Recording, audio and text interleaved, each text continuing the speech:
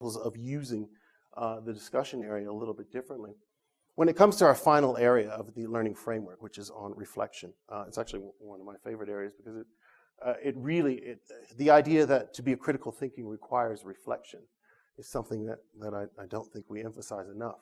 And in fact, given the time that we actually slip in our units of study, we actually often run to the next unit of study without giving the students the chance to think about where they are in their learning.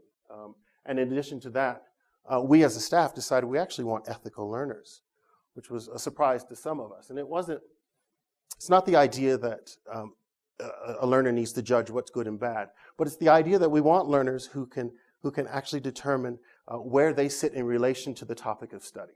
We want to walk into classrooms where students are thinking how this affects me or doesn't affect me. What's the relationship to this content to me? And to do that, we have to build in reflective learning. So one of the basic ways of doing it was surprising the boys as they came out of an exam. They had taken their exam, and we decided to use the quiz area as a reflective area. And we couldn't have done it with assignments because the point of the reflection was to capture their thoughts and feelings without them going home at night and constructing some sort of elaborate response in a sense that would be canned. We really wanted them to just simply reflect right after the exam on the distance you've traveled in your knowledge and learning of modernism.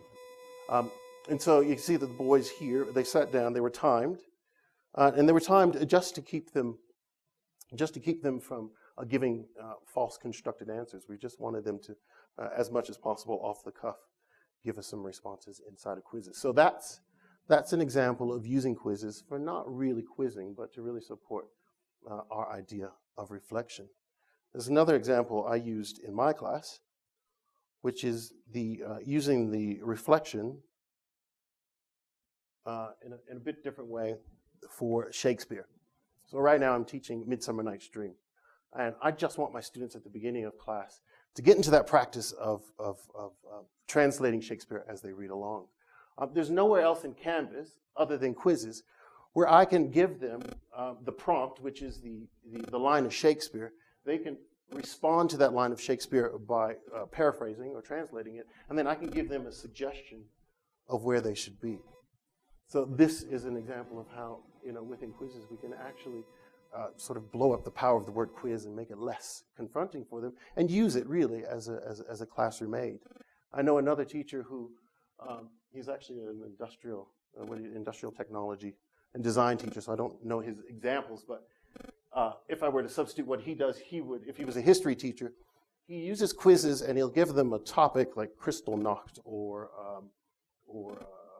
Treaty of Versailles, and it'll be the prompt, and then they have to fill in the essay question functionality of the quiz, and then he'll give them, once they've completed that, his response of what knowledge they need to know on the topic. That then becomes the study aid for them moving throughout the term. They go back to that quiz in order to understand what it is they need to know. So again, quizzes is an excellent area in which you can begin to think a bit outside of the box.